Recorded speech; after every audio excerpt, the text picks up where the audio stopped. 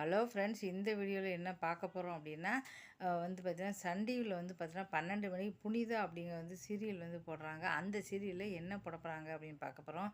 புனிதா அப்படிங்கிற சீரியலில் வந்து என்ன போடுறாங்க அப்படின்னா, இப்போ வந்து பார்த்தீங்கன்னா பெரிய வந்து சண்டையே வந்துகிட்டு இருக்கு. அவங்க அம்மா வந்து பொய்யெல்லாம் வந்து சொல்லிட்டாங்க. ஆனால் அந்த விஷயத்தை வந்து கபிலன்ட்டேருந்து மறைச்சிட்டாங்க.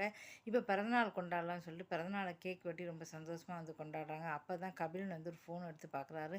அதில் எல்லா விஷயமே இருக்குது. இதெல்லாம் வந்து பார்த்துறாங்க. பார்த்துட்டு கோவப்பட்டு புனிதாட்ட ஓடின்னு சொல்கிறாரு, என்கிட்ட எவ்வளோ பெரிய பொய்யை மறைச்சிங்க, உங்கள் அம்மா இவ்வளோ பெரிய பொய் சொல்லியா அப்படின்னு சொல்கிறாங்க.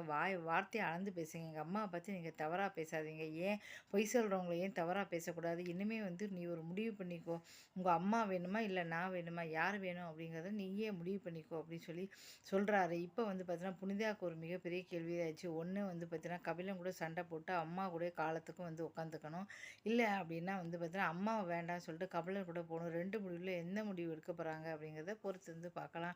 இருந்தாலும் புனிதா வந்து ரொம்ப ஓவராக தான் போனாங்க. என்ன உலகத்திலே அவங்களுக்கு மட்டும்தான் அம்மா இருக்காங்க அப்படிங்கிற மாதிரி. அப்படி அம்மா மேலே பாசம் உள்ளவங்க என்ன பண்ணியிருக்கணும் அப்படின்னா, கபிலனை காதலிச்சிருக்கவும் கூடாது, அவங்க கல்யாணம் பண்ணிடக்கூடாது, அவனுடைய வாழ்க்கையும் கெடுக்கிறதுக்கு இவங்களுக்கு எந்த உரிமையும் கிடையாது. கபிலன் இடத்துல வேறு யாராவது இருந்தால் புனிதாவை டைவர்ஸ் பண்ணிட்டு